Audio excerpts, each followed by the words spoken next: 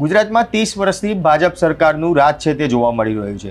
જિલ્લા પંચાયત હોય, તાલુકા પંચાયત હોય કે પછી ગ્રામ પંચાયત હોય, ત્યાં પણ ભાજપનો દબદબો જોવા મળે છે। તેમ છતાં પણ હજી અનેક એવા જિલ્લાઓ છે કે જ્યાં રોડ રસ્તાના કામ કરવામાં નથી આવ્યા। સ્થાનિક લોકો જેના કારણે ત્રાહિમામ પોકારી ગયા છે। ત્યારે છોટાઉદેપુરનો વધુ એક સમસ્યા સામે આવી છે, જેમાં સ્થાનિક લોકો તંત્રના કારણે ક્યાંક હેરાન થઈ ગયા છે અને રહીશો હવે કહી રહ્યા છે કે અમને અહીંયા હવે નથી જોઈતો નવીન માર્ગ, એના પહેલાં અમને જે પહેલો જે રસ્તો હતો તે અમને પાછો આપો। કેમ આ સ્થાનિકો આવું કહી રહ્યા છે તે વાત કરીશું આ વિડીયોમાં। નમસ્કાર, હું મયુર મેવાડા, આપ જોઈ રહ્યા છો નિર્ભય ન્યૂઝ। છોટાઉદેપુરમાં અનેક એવા કિસ્સાઓ સામે આવ્યા છે કે જે સાબિત કરે છે કે છેવાડાના માનવી સુધી હજી વિકાસ નથી પહોંચ્યો। ત્યારે વધુ એક કિસ્સો જે છોટાઉદેપુરનો સામે આવ્યો છે કે જેમાં બોડેલીથી રાજખેરવા તરફ જતો જે માર્ગ છે તે રાહદારીઓ અને ત્યાંના જે સોસાયટીના રહીશો છે તેમને અગવડ પડી રહી છે। કેમ? કારણ કે આ રસ્તો 1.5 વર્ષ પહેલાં બનાવવા માટે જે ત્યાંનું તંત્ર છે તેના દ્વારા કામ શરૂ કરવામાં આવ્યું। 2 કિલોમીટરનો જે આ રસ્તો હતો જે એનું કામ શરૂ કરવામાં આવ્યું, પરંતુ આ 2 કિલોમીટરના રસ્તામાં 600 મીટરનો રસ્તો છે કે જે બાકી મૂકી દેવામાં આવ્યો અને કામ છોડી દેવામાં આવ્યું। 600 મીટરનો આ માર્ગ જે છોડી દેવામાં આવ્યો તેની પાછળ જે કારણ છે તે કારણ એવું બતાવવામાં આવી રહ્યું છે કે આ વિસ્તારમાં જે દબાણો છે તે દબાણોના કારણે અહીંયા રસ્તો બનાવવામાં નહીં આવે।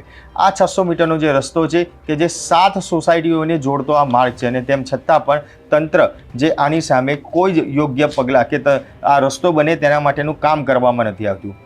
આજે પણ આ રસ્તા ઉપર ઊંડા ખાડા છે તે જોવા મળતા હોય છે, પાણીથી ભરાયેલા ખાબોચિયા જોવા મળે છે, જ્યાં ભરાયેલા પાણીને લઈને મચ્છરજન્ય રોગો છે તેના લીધે ત્યાંના લોકો જે રોગો કહી શકાય કે ત્યાં વિસ્તારની અંદર જે રોગચાળો છે તે પણ ફેલાયેલો જોવા મળતો હોય છે।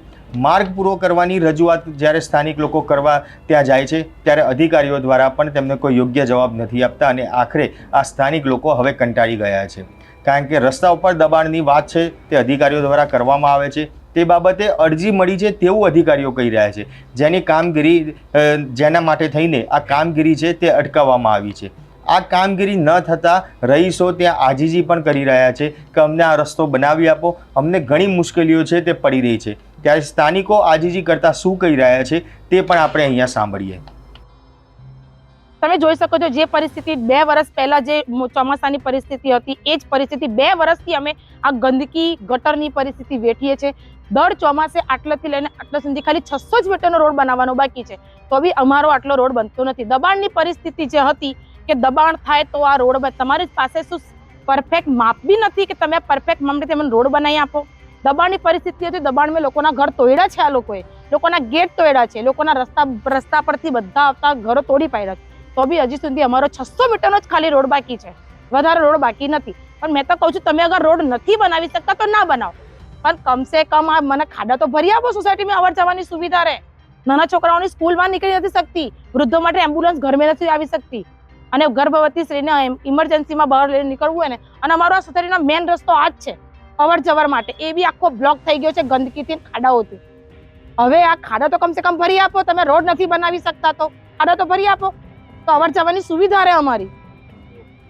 બોડેલી તાલુકાના અલીપુરા પંચાયતની હદમાં આપણે ઊભા છે। લોકેશન છે ગોપાલ ટોકીસથી રાજખેરવા તરફ જતા 600 મીટરના આરસીસી રોડ પર। આ 600 મીટરનો આરસીસી રોડ છેલ્લા 1.5 વર્ષથી વિવાદિત છે। આ રોડનું કામકાજ ડાયરેક્ટ જિલ્લા પંચાયતના અંડરમાં આવે છે એવું કહેવામાં આવે છે, તો હું એવું કહીશ કે આના માટે આ વિવાદના મૂળમાં ડીડીઓ, પીડીઓ અને સ્થાનિક પંચાયત પણ ખરી। તો મારે હવે ડાયરેક્ટ સ્થાનિક ધારાસભ્યશ્રીને મારી નમ્ર અપીલ છે કે આ ઇસ્યુમાં આપ પોતે ઇન્વોલ્વ થાઓ અને આ 600 મીટરના રોડનું સુખદ સમાધાન લાવો, કારણ કે વહીવટતંત્ર અને સ્થાનિક 2-4 આગેવાનોની કસમાં સામાન્ય પ્રજા હેરાન થઈ રહી છે। આ જે 600 મીટરનો રસ્તો છે ત્યાં આગળ અગાઉ પહેલાં માર્ગ તો હતો, પણ એ માર્ગ તોડીને નવો રસ્તો એટલે કે આરસીસી રસ્તો બનાવવા માટેની વાત છે તે કરવામાં આવી। 2 કિલોમીટરનો જે આખો રોડ હતો તેમાંથી માત્ર 600 મીટરનો રોડ છોડી દેવામાં આવ્યો અને ત્યાં બીજો અન્ય જે માર્ગ છે તે બનાવી દેવામાં આવ્યો। તંત્રને આ માર્ગને પહોળો કરવાની વાત છે તે કરવામાં આવી હતી કે જેથી કરીને સ્થાનિક લોકોને કોઈ અસુવિધા ઊભી ના થાય અને યોગ્ય સુવિધા મળી રહે, તેના માટે આ વાત કરવામાં આવી। પણ કેટલાક વિઘ્ન સંતોષી લોકો હતા કે જે આ માર્ગ બની રહે તે પહેલાં જ ત્યાં આસપાસના મકાનોનું જે દબાણ છે તે દબાણને લઈને માર્ગ અને મકાન વિભાગને અરજી કરવામાં આવી. માર્ગ બનાવતા રોકી દેવામાં આવ્યા હતા અને અરજી મળતા જ અધિકારીઓ 1-2 વાર નહીં પરંતુ 3-3 વાર જિલ્લા પોલીસના કાફલા સાથે ત્યાં આગળ આવેલા ઓટલા, કમ્પાઉન્ડ વોલ જે દબાણો છે તે દૂર કરવામાં આવ્યા. કેટલાક લોકોએ તો જાતે જ નોટિસ મળતાની સાથે જ દબાણો છે તે દૂર કર્યા હતા. હવે 1.5 વર્ષ થયા હોવાના થયું તેમ છતાં પણ આજે પણ આ દબાણોનું રટણ અધિકારીઓ હજી પણ કરી રહ્યા છે. માર્ગ આજે પણ પૂરો કરવામાં નથી આવ્યો. 600 મીટરનો જે રોડ છે તે છોડી દેવામાં આવ્યો છે. ત્યારે નવો માર્ગ બનાવવા માટે અલગ અલગ 2 થી 3 ફૂટનું ખોદકામ છે તે કરવામાં આવ્યું હતું અને ત્યાં ગાડી તેના જ કારણે અત્યારે ખાડા છે તે ખાડા પડેલા જોવા મળી રહ્યા છે અને મકાનોની બહાર ત્યાં જો સ્થાનિક ત્યાંના જે રહીશો નીકળે તો તે લોકો પણ સીધા ખાડામાં જ ઘણીવાર પડી જતા નજરે પડતા હોય છે અને જેના કારણે તેમને ઈજાઓ થતી હોય છે તેવા પણ કિસ્સાઓ સામે આવેલા છે. ત્યારે ઘાયલ થયેલા લોકોને સારવાર તો ચલો તે લોકો કરાવી દે છે પરંતુ જ્યારે પણ તે લોકો ઘરની બહાર નીકળે ત્યારે તેમને આ રીતની સમસ્યા છે તેનો સામનો કરવાનો અનેકવાર વારો છે તે આવતો હોય છે. ત્યારે આ સ્થાનિક મહિલા છે કે જેમના ઘરની બહાર જ આ રીતે ખાડા પડ્યા હતા અને તેમને પડી જવાના કારણે ઈજા પણ પહોંચેલી હતી. તે સ્થાનિક મહિલા શું કહી રહી છે તે બી આપણે અહીંયા સાંભળી લઈએ. 2 વખત તોડવા આવ્યા અને તો પણ અમે તોડીને પાછું અમારી મેં તે પૈસાથી બગાડીને કર્યું અને તો પણ રસ્તો બનતો નથી. તેને મને વાગ્યું છે બરાબરનું. હવે એ ખર્ચો કોણ આપશે? પહેલાં મારા 3 મહિનાનો ખાટલો થઈ ગયો તો પણ મને કોઈ ના કર્યું. મારા બચ્ચા નાના છે, કંઈ મોટા નથી કે રાખીને આપણે ખાઈએ. માણસો કમાવા જાય કે બૈરાનું ધ્યાન રાખે. તો આજે મકાનમાંથી નીકળતા ખાડો છે. હા, ખાડો છે. 2500નું ચારું પણ નખાયું છે અમે તો પણ. હા, પોતાનો ખર્ચો કરીને તો પણ રોડ નથી બનતો. તેનું કારણ શું? અમને રસ્તો જોઈએ છે, બીજું કંઈ નથી જોતું. દબાણ હટાવવાવાળા હટાવીને જાય છે તો પણ મેં આટલું બધું તોડીને મારું બનાવ્યું છે. જો ખાડા તો પૂરા જોઈએ ને, 108માં ફોન કર્યો હોય ને તો પણ નથી આવી શકતા. મહિલાઓને કેટલી તકલીફ પડે? બહુ જ પડે છે જવામાં. અને આપણે કદાચ બહાર નીકળે ને તો આવા ખાડામાંથી છીટા ઉડાડીને જતા રહે છે. ચોમાસાનો ટાઈમ હોય, વરસાદ બહુ થતો હોય તો પાણી કેટલું પડે? અહીં સુધી આવી ગયું ના, બિલકુલ નહીં નીકળાય. કેટલા ટાઈમથી આ તકલીફ? 2 વર્ષથી. શું કરવું જોઈએ હવે રસ્તો જોઈએ, બીજું કંઈ અમને જોતું નથી. આ બિસ્માર રસ્તાના ભોગે તંત્રના જે અધિકારીઓ છે તેમના ભોગે જે અહીંયા સ્થાનિક લોકો છે તે હેરાન પરેશાન થઈ રહ્યા છે. પંચાયતના સરપંચની પણ આની અંદર બેદરકારી છે તે આવી રહી છે. રોડ રસ્તા બનતા પહેલાં જિલ્લા પંચાયત અને માર્ગ મકાન વિભાગને કેમ જાણ કરવામાં ન આવી કે જ્યારે પંચાયતની હદ હતી તે વિસ્તારોમાં જે દબાણો થયેલા છે તે દબાણો કેમ હટાવવામાં ન આવ્યા? લોકો પંચાયતના સરપંચને પણ આની અંદર બેદરકાર ગણાવી રહ્યા છે. 10,000ની વસ્તી ધરાવતું અલી ખેરવા ગામના સરપંચ પોતાની જવાબદારી ભૂલી ગયા હોય તેવું જ લાગી રહ્યું છે. કારણ કે રોડ રસ્તાની સમસ્યામાં ફક્ત અલી ખેરવા વિસ્તારમાં જ નહીં પરંતુ દરેક વિસ્તારમાં જ્યાં જુઓ ત્યાં પાણી ભરાયેલા હોય છે, ગંદકી છે તે ગંદકી જોવા મળતી હોય છે, કચરાના ઢગલા છે તે જોવા મળે છે. કોઈ યોગ્ય કચરોનો નિકાલ થાય તેવી કોઈ વ્યવસ્થા પણ જોવા નથી મળતી. ત્યારે ભાજપના નેતાઓ તો આ વિસ્તારના લોકોને મળવા આવવાનું દૂર રહ્યું પરંતુ કોંગ્રેસના જે વિધાનસભાના જે પૂર્વ વિપક્ષ નેતા હતા તે આ જે સ્થાનિક લોકો છે તેમના વચ્ચે પહોંચ્યા હતા, તેમની જોડે વાતચીત કરી હતી અને ત્યારબાદ ત્યાં જિલ્લા કલેક્ટર છે તેમને પણ રજૂઆત કરી હતી. સુખરામ રાઠવા કે જે અહીંયા ગાડી તેમને મળવા પહોંચ્યા હતા અને સુખરામ રાઠવા દ્વારા કલેક્ટરને રજૂઆત પણ કરવામાં આવી. ત્યારે રજૂઆત કર્યા બાદ સુખરામ રાઠવા શું કહી રહ્યા છે તે આપણે સાંભળી લઈએ. કે બોડેલીમાં રામનગર સોસાયટીમાં જે રસ્તો બાકી રહી ગયો છે, જિલ્લા પંચાયતના અંડરમાં આવે છે. સંજોગોવશાત આ રસ્તો થઈ શકતો નથી. એની મુલાકાત મેં પણ લીધી હતી પણ ત્યાંનું તંત્ર શું કામ કરે છે ખબર નહીં.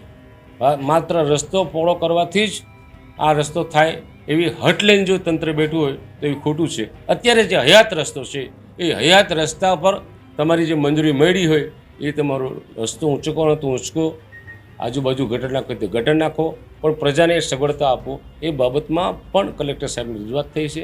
કલેક્ટર સાહેબે પણ જે તે તંત્રને સૂચના આપેલી છે. હું ફરીથી વિનંતી કરું કે આ બાબતમાં સરકાર ધ્યાનમાં રાખીને ત્યાંના ડેપ્યુટી એન્જિનિયર બીજો વધારાનો આગ્રહ હટાગ્રહ, આમાં રાજકીય હટાગ્રહ ના થાય ને પ્રજાને સગવડતા આપે એ વાત થઈ છે. સાહેબ, આજે વિસ્તાર છે, તમે પણ એ વિસ્તારની મુલાકાત લીધી. આ જે રસ્તો 2 કિલોમીટરનો છે, 1,81 લાખનો છે, પરંતુ 600 મીટર બાકી રાખવામાં આવે છે. શું રાજકીય મુદ્દો બનાવ્યો છે? શું લાગે છે? બની શકે રાજકીય મુદ્દો બની શકે કે આ વિસ્તારમાં રહેતા ગરીબ માણસો, લઘુમતીઓ અને ધંધાના વિકાસ અર્થે ગયેલા અને ત્યાં રહેતા હોય એવાઓને મનમેળ ના થતો હોય, કદાચ ગ્રામ પંચાયતની ચૂંટણીમાં આ વિસ્તારમાંથી મત ના મળતા હોય તો ત્યાંના વહીવટકર્તાઓ ઈરાદાપૂર્વક આ રસ્તાને થવા દેતા નથી એમ કહી શકીએ. એમાં જિલ્લા પંચાયતને બિનજરૂરી અંદર નાખવામાં આવે છે, એ નાખવું ના જોઈએ. જિલ્લા પંચાયતે પણ સમજવું જોઈએ કે આ રસ્તો પહેલે થયો હતો અને તે વખતે ગ્રામ પંચાયત હતી અને પાછળથી ગ્રામ પંચાયતે ઠરાવ કરીને જિલ્લા પંચાયતને ટેક ઓવર કરવાનો થયો અને ટેક ઓવર થયા પછી આ રસ્તો બનાવવા માટે એમના નિયમ પ્રમાણે 5 મીટર 7 મીટર એવું હોય છે, એ એનો જે હટાગ્રહ છે એ હટાગ્રહ એણે છોડી દેવો જોઈએ. આ વિસ્તારમાં ચોમાસા સમયે ઘૂંટણસમાં પાણી છે તે ભરાઈ જતા હોય છે અને તે પાણીમાંથી જ અહીંના સ્થાનિક લોકોને પસાર થવાનો વારો આવતો હોય છે. સ્કૂલની જે વાન હોય છે તે પણ બાળકોને મૂકવા અહીંયા નથી આવતી અને પાણી ભરાઈ જવાના કારણે ત્યાં આગળ જે ખાડા અને ભૂવા પડ્યા હોય છે તે પણ સ્થાનિકોને ખ્યાલ નથી આવતા અને તેના કારણે અનેકવાર અકસ્માતની ઘટનાઓ છે તે પણ બનતી હોય છે. અને પાણી ઓસરી જાય ત્યારબાદ પણ ખાડાના જે કિચડ છે તે કિચડ પણ જોવા મળતો હોય છે અને કિચડમાંથી લોકોને પસાર થવાનો વારો આવતો હોય છે. એક નહીં અનેક સમસ્યાઓ છે જેનો ભોગ આ અધિકારીઓ અને નેતાઓની બેદરકારીના કારણે આજે આ સ્થાનિક લોકો બની રહ્યા છે. ત્યારે સરકાર લોકોને સુખાકારીની ચિંતા અને ફિકર કરતી હોય તેવી વાતો કરી રહી છે, પરંતુ અલી ખેરવા ગામના લોકોની સમસ્યાઓનું નિરાકરણ કેમ નથી આવતું? લોકોમાં આ ચર્ચાએ જોર પકડ્યું છે કે પછી સરકારને તમામ બાબતની ખબર છે તેમ છતાં પણ આ ગામના લોકોની સમસ્યા દૂર કરવામાં તેમને રસ ના હોય તેવું જ લાગી રહ્યું છે. આપ શું માનો છો તે કોમેન્ટ બોક્સમાં જરૂરથી જણાવજો અને અમારી નિર્ભય ન્યૂઝ ચેનલને લાઇક, શેર અને સબસ્ક્રાઇબ કરવાનું ભૂલશો નહીં. આભાર.